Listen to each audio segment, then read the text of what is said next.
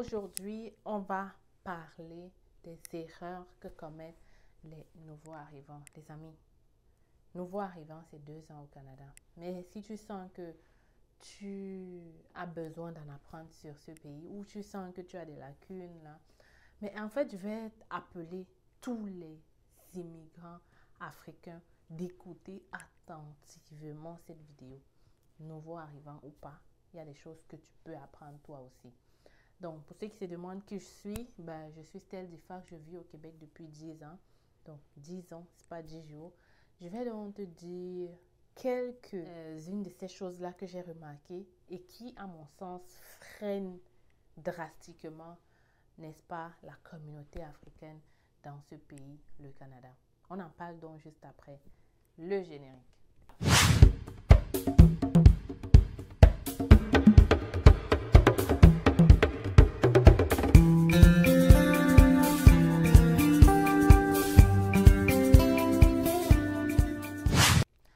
Alors, l'EFTU canadien, j'espère que vous allez très bien.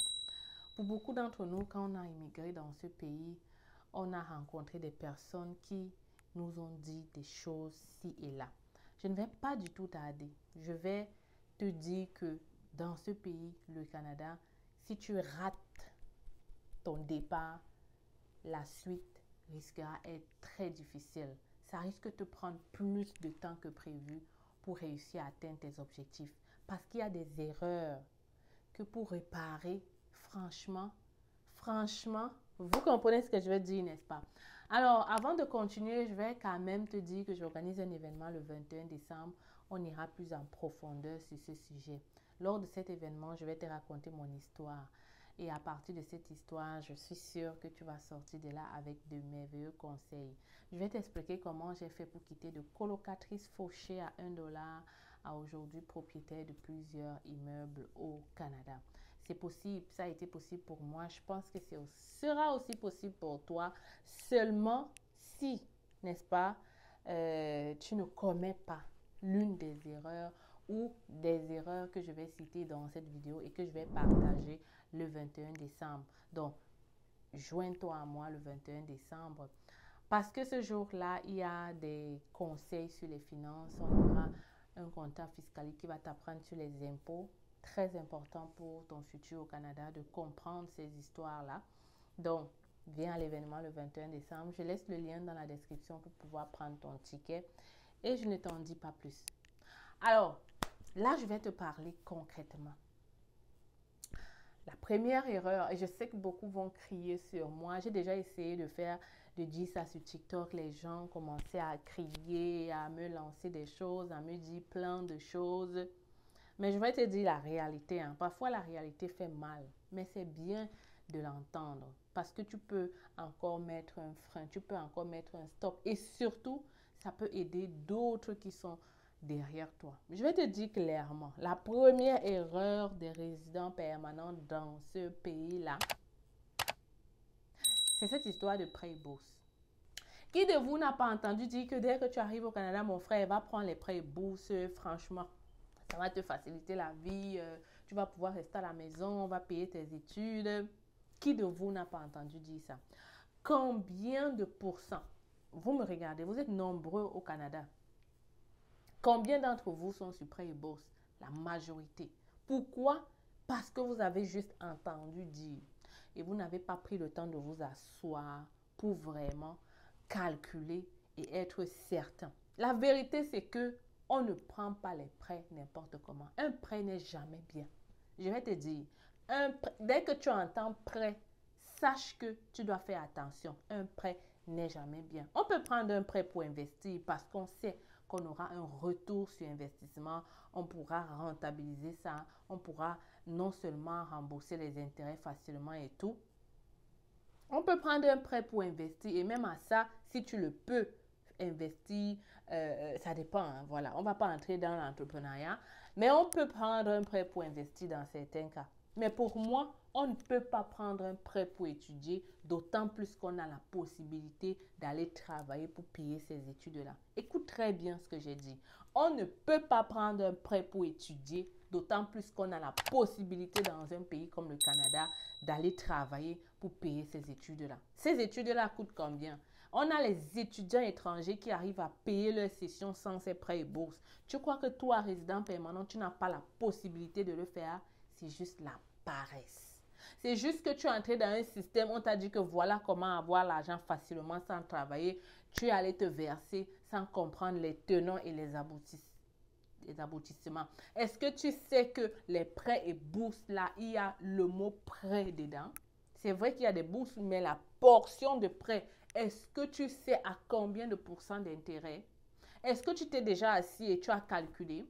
Si tu ne l'as pas encore fait, prends le temps de faire. Tu comprendras mieux ce que je dis ici. Et si tu ne sais pas comment calculer ton prêt là, discute avec la personne du gouvernement au téléphone et dis-lui clairement, ce prêt-ci va me coûter combien à la fin de mes études quand je vais devoir rembourser. Et tu verras la portion d'intérêt dessus. Et tu comprendras que c'est une erreur fatale de prendre un prêt et bourse quand on entre dans un pays comme le Canada. Les gens vont commencer à crier que « Ah, mais Estelle, on a besoin d'un diplôme du Canada. » Toi-même, tu le dis souvent. Oui, je peux comprendre qu'on a besoin d'aller faire une petite formation ci et là pour, n'est-ce pas, être compétitif sur le marché du travail. Je peux comprendre que lorsqu'on aspire à un grand revenu, on a besoin d'aller faire des formations canadiennes. Mais rien ne t'oblige à aller prendre le prêt et bourse pour faire cette formation. Moi, je pense que si tu prends 6 mois dans ce pays, quand tu arrives comme résident permanent, 6 mois pour travailler à temps plein, c'est largement suffisant pour payer 2 années de tes études sans passer par les prêts et bourses.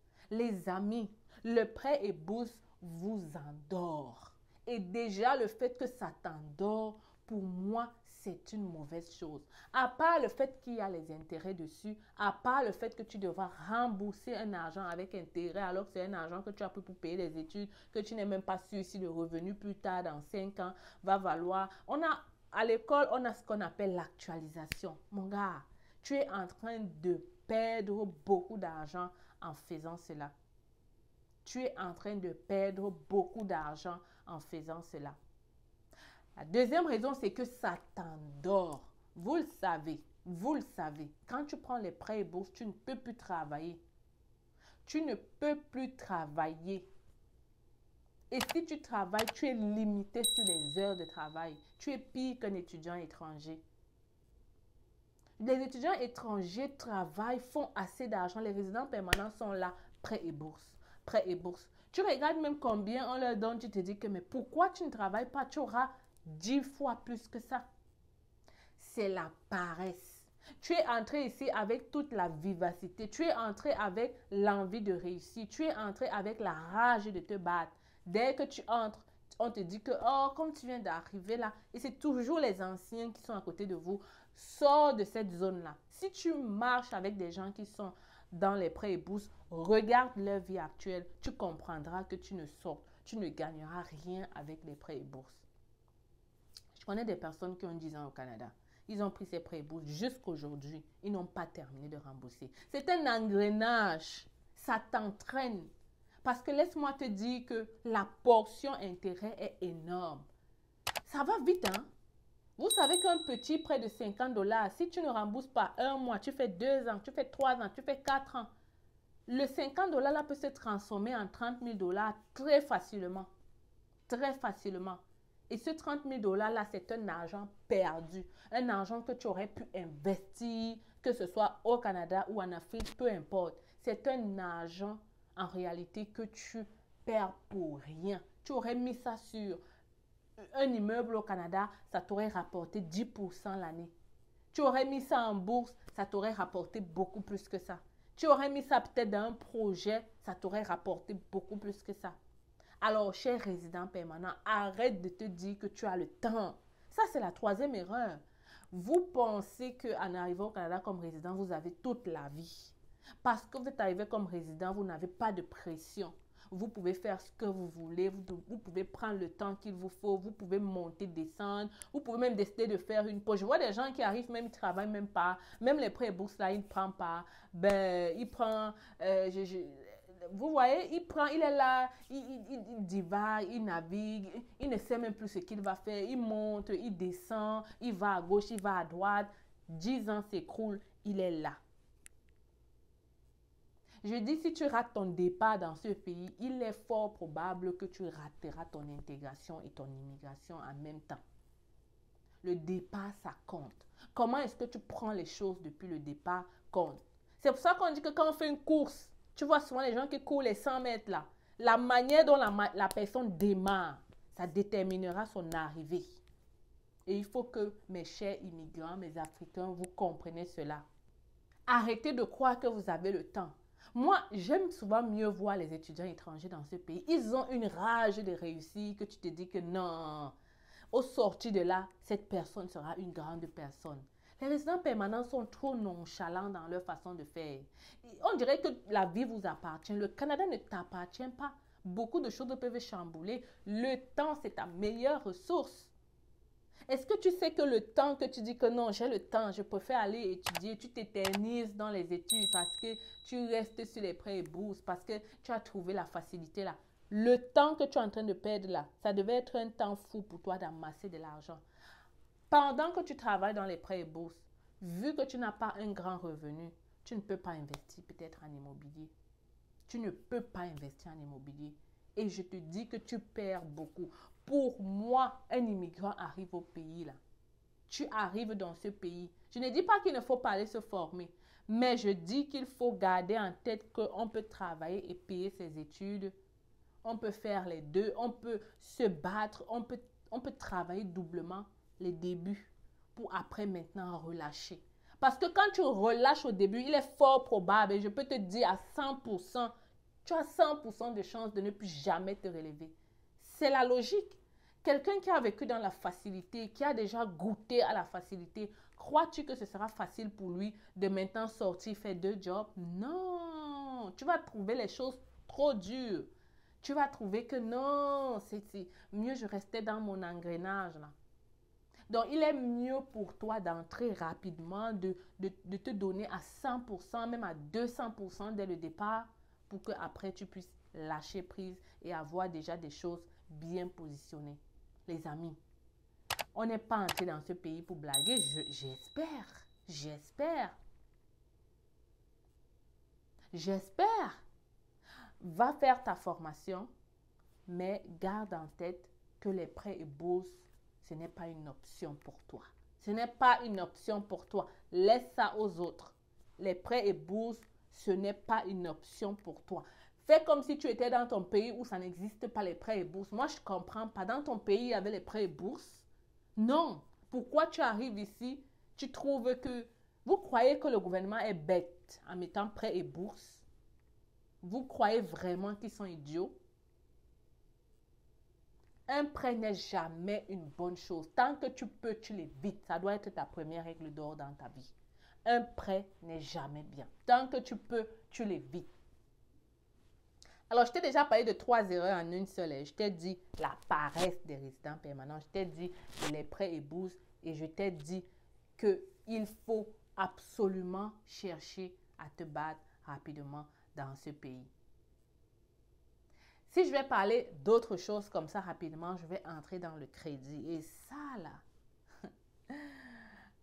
là, si tu n'as pas encore compris ce que c'est que le crédit dans ce pays, si tu n'as pas encore compris comment fonctionne le crédit dans ce pays, si tu n'as pas encore compris l'importance du crédit dans ce pays, tu ne réussiras pas. Tu ne réussiras pas.